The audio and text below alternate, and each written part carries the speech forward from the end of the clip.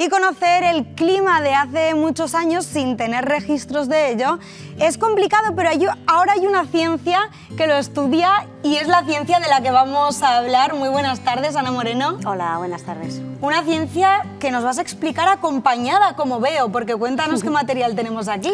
Bueno, pues he traído unas estalagmitas, que son formaciones rocosas de cuevas, a partir de las que, bueno, nos sirven un poco como registros del cambio climático, como si fueran termómetros. Pues ahora nos detallarás qué es lo que nos pueden contar estos materiales, pero lo primero, vamos al nombre de la ciencia. ¿Qué ciencia es esta?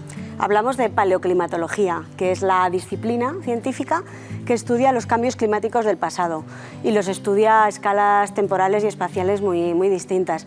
A escalas temporales muy largas podemos estar hablando de cómo era el clima hace millones de años o incluso cómo era el clima de los últimos solo 2000 años. O sea, es realmente muy diversa la escala temporal y también la escala espacial, porque podemos hablar del clima de una zona pequeña como el Pirineo o intentar estudiar el clima a escala de todo el planeta. Claro, los datos serán prácticamente infinitos, pero sí que se habrá recogido un cambio, una evolución en cuanto al clima, ¿no? El cambio climático, ¿cómo queda reflejado?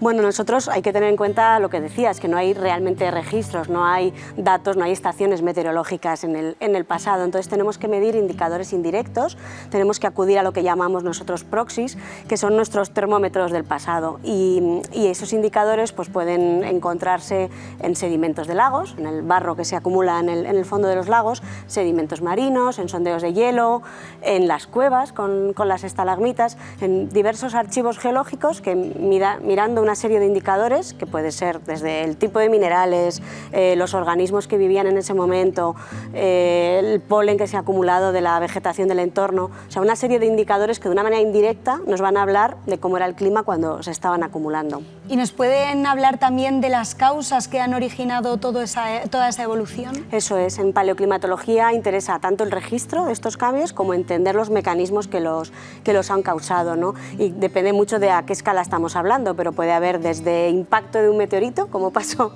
lo que acabó con la vida de los dinosaurios, que cambió radicalmente el clima del planeta, a estar hablando pues, de cambios en la circulación oceánica por la entrada de agua dulce, por la fusión del Ártico, o mecanismos muy diversos que causan los cambios climáticos.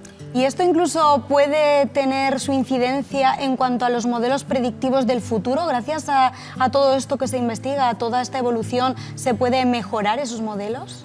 Ese es un poco el objetivo principal. Nosotros en paleoclimatología nuestro foco está en obtener datos y mejorar los modelos que ayuden a entender mejor el cambio climático que estamos experimentando hoy y hacer también mejores predicciones a futuro, ¿no? Si entendemos mejor cómo funciona el clima, el sistema climático, que es muy complejo, vamos a ser capaces de mirar mejor hacia el futuro y entender más lo que va a venir. ¿En qué lugares vosotros trabajáis para concretar todos estos datos y toda esta evolución? Pues trabajamos mucho en el Pirineo, en el Instituto Pirenaico de Ecología, pues trabajamos mucho en archivos del Pirineo, en Ibones, en los lagos de altura del Pirineo, donde pues en esos sedimentos, en el lago de Marboré o en la Basa de la Mora, pues podemos recuperar miles de años de registro. Nos interesa siempre tener archivos climáticos ordenados, o sea que podamos ver las edades, ¿no? Podamos ver desde lo más antiguo que se deposita en el fondo a lo más moderno que tendríamos hacia techo. Y además de los ibones, pues trabajamos mucho en cuevas, en cuevas de hielo, en cuevas con depósitos de hielo fósil de hace miles de años que tenemos en el Pirineo, o con cuevas donde tenemos estalagmitas. E imagino que los glaciares serán un claro reflejo de todo ese cambio, ¿no? Sí, los glaciares decimos que son centinelas, ¿no? Del cambio climático y lo estamos viendo hoy en día, pero también en su hielo también albergan información de cómo era el clima del pasado, o sea, a partir de sondeos de hielo que sacamos en los glaciares podemos saber cuándo había un glaciar en el pasado, cómo era, qué extensión podía tener y sacar conclusiones sobre esos cambios climáticos del pasado. Y volviendo a las cuevas, tenemos aquí las estalagmitas preparadas. ¿Qué es lo que nos puede contar esta estalagmita, por ejemplo? Bueno, pues las estalagmitas nosotros lo que hacemos es que las cortamos y las pulimos, y un poco lo que están reflejando es desde la parte más antigua, que sería en su base, este es el crecimiento, ¿no?, provocado por el goteo, las gotas de agua dentro de una cueva, pues vamos midiendo diferentes indicadores capa a capa, como si se trataran de anillos de los árboles, y vamos reconstruyendo a partir de la composición de este carbonato, de esta roca, cómo era el clima cuando esto se estaba formando. Así que en los anillos de los árboles, los anillos nos cuentan absolutamente todo sobre esos árboles, las heridas, la edad. ¿En este caso también es similar?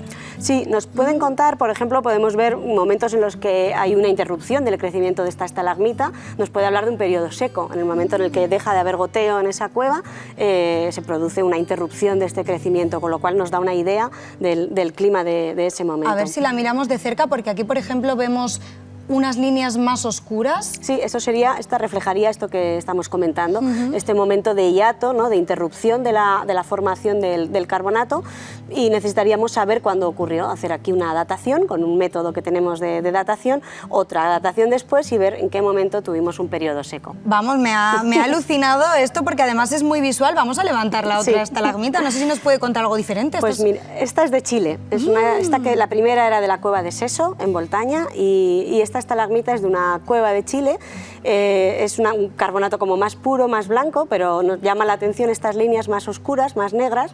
Es una cueva que está al lado del mar y nos marcan estas líneas negras, nos marcan entradas de arenas movidas por el oleaje, ¿no? Marcan como pequeños tsunamis que puede ocurrir en el pasado y que hicieron llegar más agua y más arenas a la cueva. O sea que realmente no existen registros escritos, pero es que esto Existen, es un registro bastante visual, además. Sí, eso es. ¿Y ahora en qué estáis trabajando concretamente? Bueno, uno de los proyectos en los que estamos trabajando últimamente es en estas cuevas de hielo que nombrábamos en el Pirineo. Son cuevas que están lógicamente a gran altura, donde hay depósitos de hielo de hace miles de años y donde la investigación es bastante urgente, porque ese depósito se está fundiendo. O sea, nosotros año tras año estamos viendo desaparecer ante nuestros ojos nuestro archivo, ¿no?, nuestro archivo de trabajo, y nos sirve también pues para reconstruir cómo era el clima en el momento en el que se formaba ese hielo y momentos en los que no se ha formado hielo como está ocurriendo hoy en día. Pues desde luego, Ana Moreno, muchísimas gracias por abrirnos esta ventana al clima del pasado que parece tan lejano